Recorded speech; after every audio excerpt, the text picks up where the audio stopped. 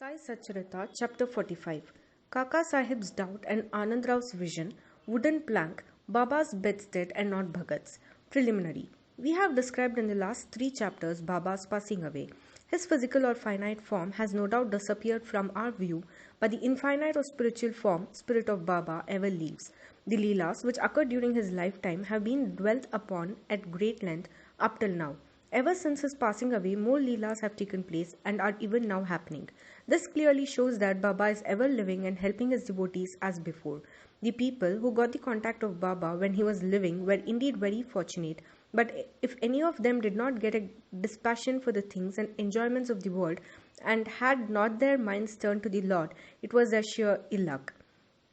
What was then desired and is still desired in the wholehearted devotion to Baba? All our senses, organs, and mind should cooperate in worshipping and serving Baba. It is of no use in engaging some organs in the worship and deflecting others. If a thing like worship or meditation is to be done, it ought to be done with all our mind and soul. The love that a chaste woman bears to her husband is sometimes compared to that which a disciple bears to his master Guru. Yet the former falls far short of the latter, which is incomparable. No one, whether he be father, mother, brother, or any other relation, comes to our aid in attaining the goal of life, self realization. We have to chalk out and traverse the path of self realization ourselves. We have to discriminate between the unreal and the real, renounce the things and enjoyments of this world and the next, and control our senses and mind, and aspire for liberation only. Instead of depending upon others, we should have full faith in ourselves. When we begin to practice discrimination, we come to know that the world is transient and unreal, and our passion for worldly things becomes less, and ultimately, we get dispassion or non attachment for them. When we know that Brahma, which is no other than our Guru, is the sole reality, and as it transcends and besets the seeming universe, we begin to worship it in all creatures. This is the unitive bhajan or worship. When we thus worship Brahma or Guru wholeheartedly, we become one with him and attain self realization. In short, always chanting the name of the Guru and meditating on him enables us to see him in all beings and confers eternal bliss on us. The following story will illustrate this. Kaka Sahib's doubt and Anand Rao's vision. It is well known that Sai Baba had enjoined Kaka Sahib Dikshit to read daily two works of Sri Eknath, one Bhagavad and two Bhavarta Ramayan. Kaka Sahib read these daily while Baba was living, and he followed the practice even after Baba's passing away. Once in Kaka Mahajani's house in Chowpatty, Mumbai, Kaka Sahib was reading Eknathi Bhagavad in the morning. Madhavrao Deshpande alias Shama and Kaka Mahajani were then present and listened attentively to the portion read, that is the second chapter, 11th skanda of the book. Therein, the nine Nathas or Siddhas of the Rishabha family, that is Kavi, Hari, Antariksha, Prabuddha, Pipalian, Avirhotra, Drumil, Chamas, and Kara Bhajan, expounded the principles of the Bhagavad Dharma to King Janak. The latter asked all the nine Nathas most important questions, and each of them answered them satisfactorily. The first, that is Kavi, explained what is Bhagavad Dharma, Hari, the characteristics of a Bhakta, devotee, Antariksha, what is Maya, Prabuddha, how to cross Maya, Pipalian, what is Parabrahma, Avirhotra, what is Karma, Drumil, the incarnations of God and their deeds, Chamas, how a non-devotee faces after death, Kara Bhajan, the different modes of worship of God in different ages. The substance of all the exposition was that in this Kali age, the only means of liberation was the remembrance of Hari's, Lord's or Guru's feet.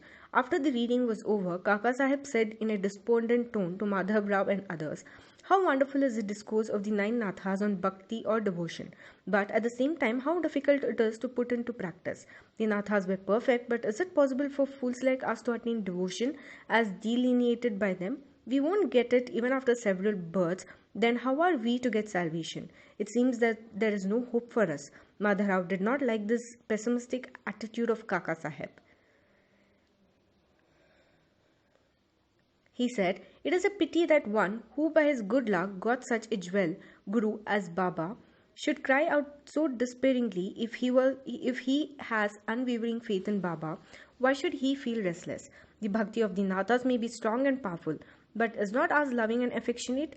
And has not Baba told us authoritatively authoritatively that remembering and chanting Hari's and Guru's name confers salvation, then where is the cause for fear and anxiety?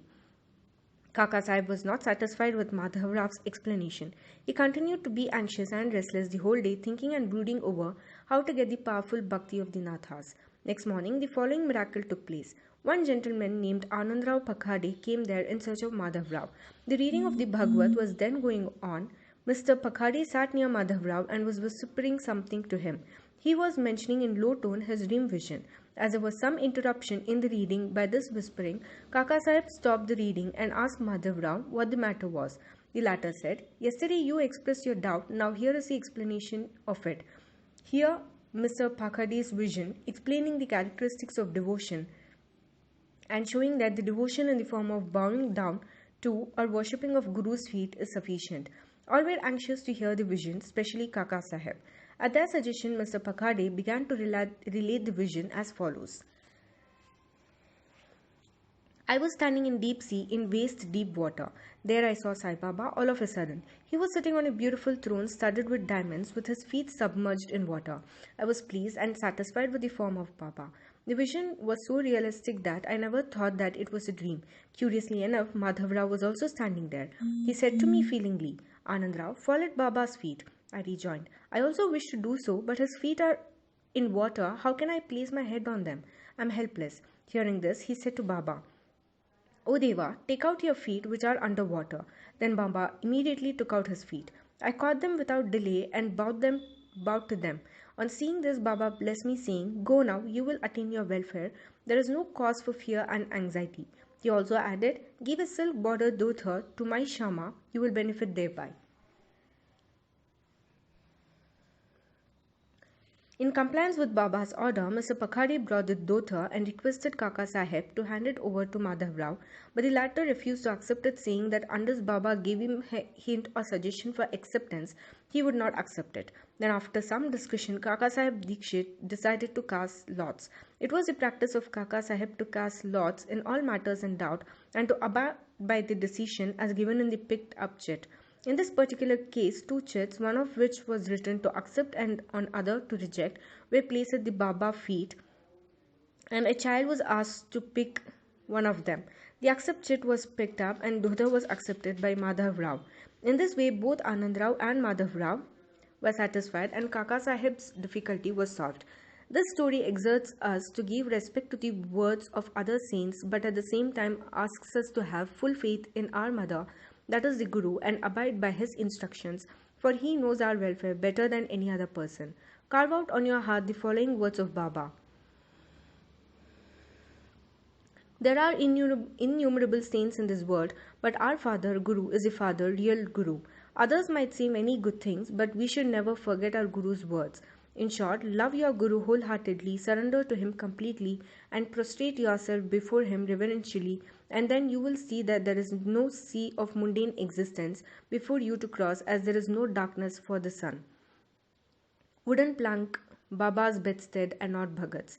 In his earlier days, Baba slept on a wooden plank 4 arms in length and only a span in breadth, with panatis, earthen lamps, burning at its 4 corners. Later on, he broke the plank into pieces and threw it away. White chapter 10. Once, Baba was describing the greatness or importance of this plank to Kaka Sahib. On hearing this, the latter said to Baba, "If you still love the wooden plank, I will again suspend or hang up one in the masjid for you to sleep at ease." Baba replied, "I won't like to sleep up leaving Mahalspati down on the ground." Then Kaka Sahib said, "I will provide another plank for Mahalspati too." Baba said, "How can he sleep on the plank? It is not easy to sleep on the plank. He who has many good qualities in him only can do so. He who can sleep with his eyes wide open can effect that. When I go to sleep, I often ask Mahalspati to sit by my side, place his hand on my heart, and watch the chanting of the Lord's name there, and if he finds me sleepy, wake me up. He can't even do this. He himself gets drowsy and begins to nod his head. When I feel his hand heavy as a stone on my heart and cry out, 'Oh Bhagat,' he moves and opens his eyes. How can he, who can't sit and sleep well on the ground and whose asana posture is not steady, and whose slave to sleep can sleep high up on a plank?" On many other occasions, Baba said out of love for his devotees, What, whether good or bad, is us, it is with us, and what is others is with them. Bow to Shri Sai, peace be to all.